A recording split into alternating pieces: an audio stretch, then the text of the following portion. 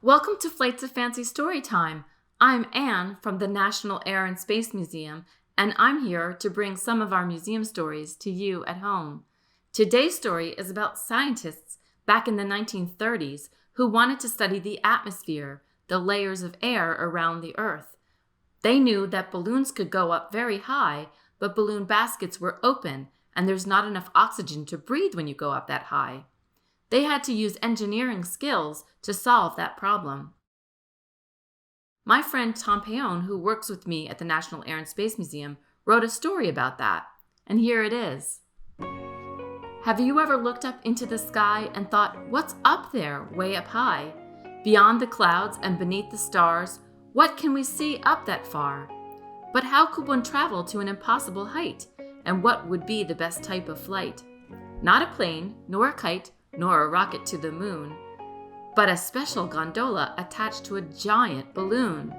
Auguste Piccard was a scientist with a plan to conduct experiments high over the land.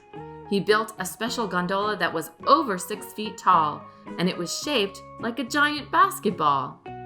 He prepared experiments as they entered the race to measure cosmic rays from outer space.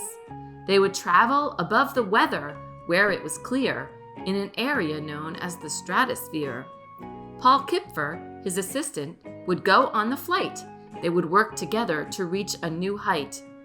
And what did they wear to protect from bumps so they could return to Earth without any lumps?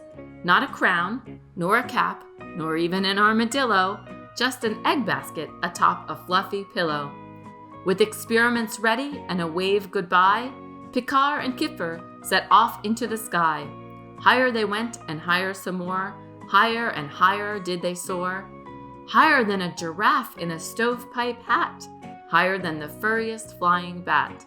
Higher than a mountain topped with goats. So high, in fact, that they needed thick coats. They went so high, a record they beat. They reached over 50,000 feet. Others would travel to heights even greater, but Piccard was the first, and those flights happened later. They inspired others and started a race to go higher and higher, even to outer space.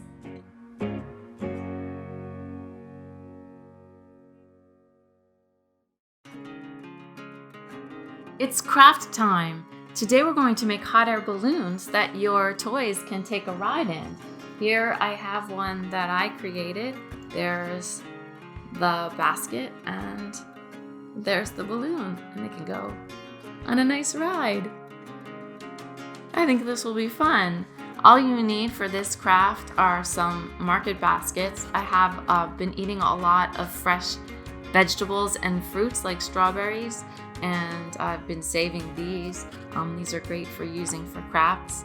You need some yarn, scissors, and some pieces of paper for this, like we've been using. Now you can start out with your strawberry basket. I'm going to use this one this time, and you're going to just put your yarn through the holes that are in the basket.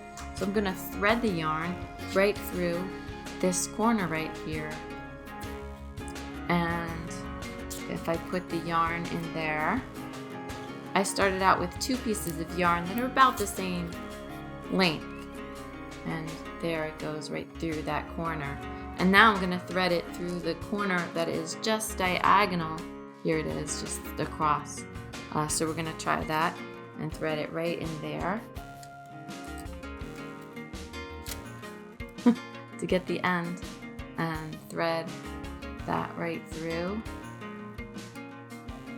Once you have that threaded through, you can hold it up and test it to see if it balances. That's pretty good. I think that'll hold my toys really well. I'm going to tie a knot right at the top, but you can also use tape to hold that together. There we go. That's the basket. I'm going to test it out a little bit. If it's a little tippy, you can change where the string is to make sure that it sets up just the way that you want it to. There. That's pretty good.